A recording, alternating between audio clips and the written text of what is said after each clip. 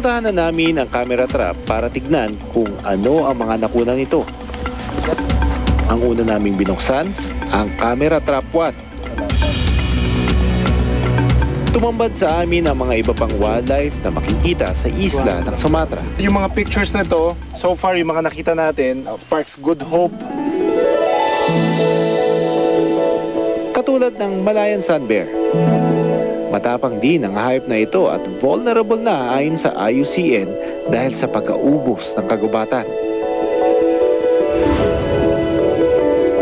Nakunan din ng kamera ang pigtailed macaque.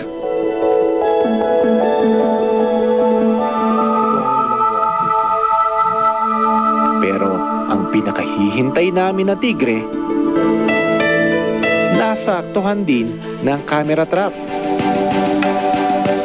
Merong isang tiger na dumaan dito. It's a female tiger na nakuhanan ng photos and probably videos.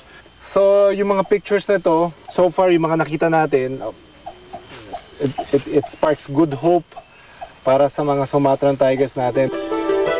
Isang adult na Sumatran tiger ang nakunan.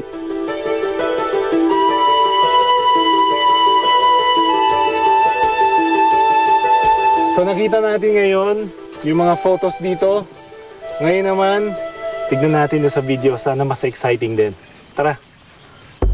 Bukod sa adult tiger, umaasa kami na may nakunan na batang tigre ang camera trap 2. Okay, matapos natin makita yung mga still shots sa kabilang camera, kasi yung kumukuha ng mga photos, itong camera naman na to is specific to get videos ng activity na dumadaan dito sa daan na to. So tignan natin kung anong makikita natin. Medyo excited na ako. Doon pala sa pictures, I was already so excited.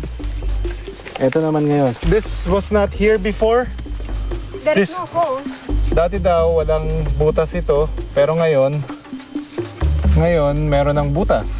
So sabi nila parang kinagat daw ng tigre. So tignan natin ngayon dito.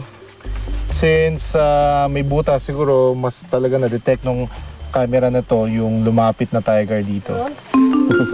Sa pagbukas namin ng video ng camera trap 2, nakita ang pigtailed macaque na nakunan din ng litrato. Isa itong uri ng unggoy na makikita lang sa Burma, Sumatra at Malayan Peninsula.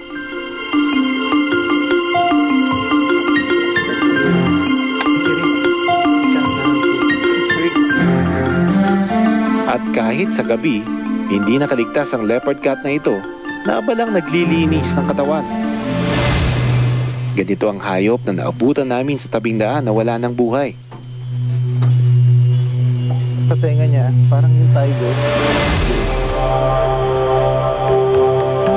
At sa wakas, totoo ngang nakunan ang isang adult Sumatran tiger na parang inuusisa ang camera trap.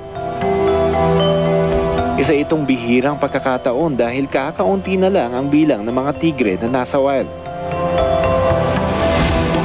At mukhang ito ang kumagat sa camera trap 2. Was not here before. Hindi na importante sa amin kung ito na nga ang man-eater dahil mas mahalaga na sa amin ang may makita pang wild na tigre. Pero ang pinakasorpresa sa amin nang may biglang tumakbo sa video na ito. Oh, there's a cub! It's